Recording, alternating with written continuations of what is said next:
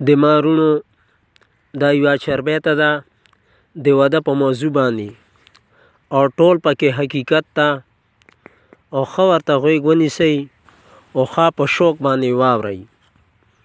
چربیته داسې ده چې هر ځای رسم رواج ده د خلکو دا مزاج ده. هر ځای رسم رواج ده د خلکو دا مزاج ده. ودونه په ډمتوب کوي، سازونه وي غږیږي، ځوانان ورته ګډیږي، ځوانان ورته ګډیږي. چې کومې شپې مجلس وي بیا دغه خلک مس وي. ځوانانو خو بل کار نشته بغیر د ارامتوب نه، خلاص نه دي د ډمتوب نه. ډېر مستی په ژوندوني په ښه دي ګډېدوني. ودونه به پردي وي دی به نیغ نیغ پکې کېږي، ځوانان ورته ګډېږي، ځوانان ورته ګډېږي. پکې ساؤنډ سیسټم وي موجود پکې هر ډم وي.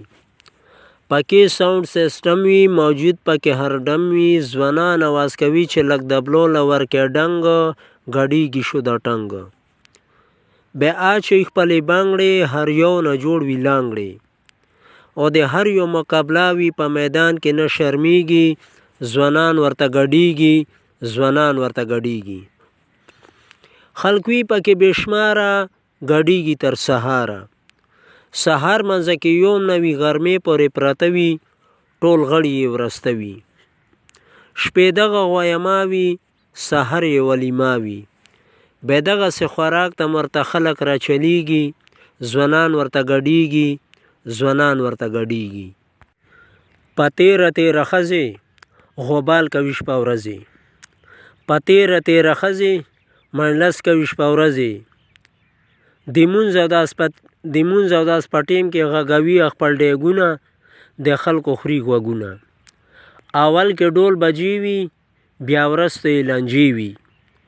دا ځکه خو خوږه بچیان بیا مور پلار نه بیلیږي، ځوانان پکې ګډېږي، ځوانان پکې ګډېږي. بیا چې کوم یې میلمنه وي په خپل عزت درنه وي. خو هغو ته میدان کې چې میلاو شي چانسونه، بیا خپل کوي ډانسونه. چې کوم ځای ډول سروړي وي خوشحال هلته سړي وي.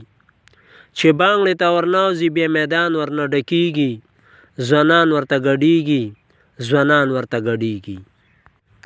خاستره تماشا وي پکې هر کوتک شاوي. هر یو والا میدان کې ګډېدو والا نمبر وي، خپل ټیم یې مقرر وي. جوړ کړی اتڼ وي ښه ګرم یې انجن وي. هغه نه بعد بیا کیني په سندرو کې غږېږي، ځوانان ورته ګډېږي، ځوانان ورته ګډېږي.